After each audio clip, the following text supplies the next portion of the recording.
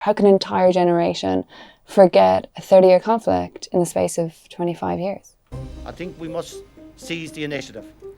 It's been 25 years since the Good Friday Agreement, which was essentially the peace agreement that ended the Troubles. The Troubles was a 30-year conflict in Northern Ireland that killed between 3,500 and 3,720 people. It was a long and bloody conflict, and it took years and years of negotiations to finally bring about a ceasefire that lasted to this day. I want to say that I commend the leadership and the volunteers of the Irish Republican Army. Gerry Adams was the political leader of the Republican Party Sinn Féin, which is also regarded as the political wing of the IRA. He was very active in the peace process in helping bring together the Republican side into the peace process. But he's also a controversial figure because of his role in the politics of the Troubles. Knock, knock.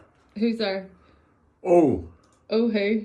Oh, Roach at the bar. Today, Gerry Adams is a social media sensation. He's got 300,000 followers across Instagram, Facebook and Twitter, and he was the most mentioned politician during the 2020 general election on TikTok, despite not even running as a candidate. On TikTok, Gerry Adams is even sometimes referred to as #daddy. Ceasefire babies are a generation of young people that grew up after the Good Friday Agreement. They grew up in peacetime and prosperity that their parents only could have dreamed of. But there's some strange things happening online in recent years. Increasingly more kind of extreme Republican sayings are being wrapped up in memes and irony that you can see across social media. Things like #UpTheRa, which is a pro-IRA chant, are common and they're seen as like quite humorous and funny. But this really came to a nexus in Irish political conversation when the Irish women's football team video was leaked of them singing that chant in their dressing room after a match to celebrate, and they had to then come out and were forced to apologise. Other things like West Brit, which kind of means you're a traitor to the Irish cause, it's like an archaic historic term, are being thrown around a lot more. So the question is this just harmless fun of a new generation toying with a heavy past, or is it a more kind of wrapped up extreme views and humour?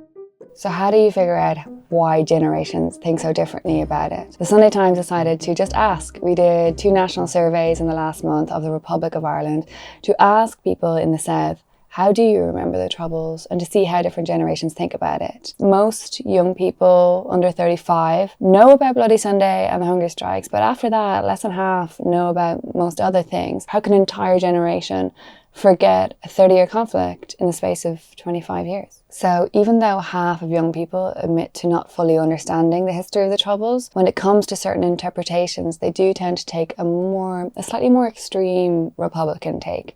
For example, we asked them, who do you think was responsible for the majority of killings during the Troubles? And the majority of under 35s blamed the British Army.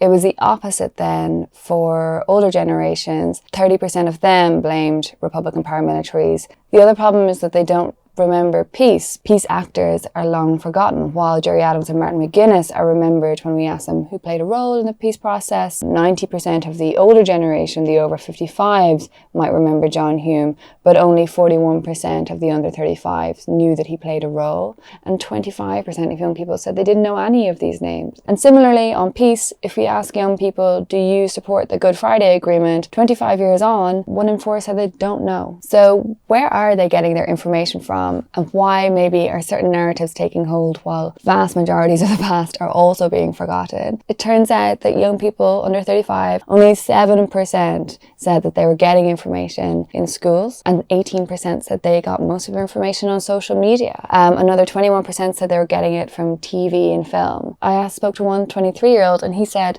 whenever we brought it up in the classroom, we just felt like they didn't want to talk about it. The teachers didn't want to talk about it, that it was too controversial and it's all being repressed and pushed down. And a lot of young people share this view. They feel like older people are too traumatized, or it's too controversial, or they just don't want to talk about it.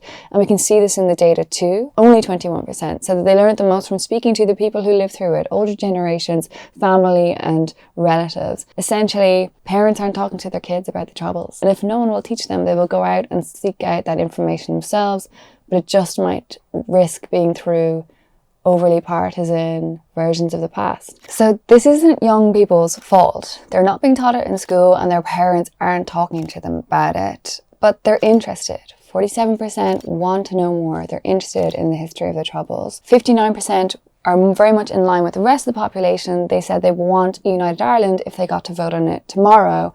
And 39% still fear a risk of return to violence. Some people say, why does it matter? Let them move on and forget about all that stuff. Why can't these young people move on and just live normal lives of millennials and Gen Zs? But there's a real challenge for this generation. This generation is the generation that will vote on a united Ireland. Sinn Féin, if they come to power, which they very well might in the next year in Ireland with Taoiseach Mary Lou McDonald, she wants to bring one in 5 years. So if there is a vote soon, are they going to go into that in a healthy, informed discussion about how to reunite Northern Ireland with the Republic of Ireland, how to include the unionist community in their concerns? How do we deal with the legacy of the conflict in that context? Will we change our national anthem, the Irish flag? But the problem is, if they're coming in and they just don't know the basics of the history of the past, as Jonathan Powell, chief advisor to Tony Blair during the peace process, warns, how can they predict the future? He said,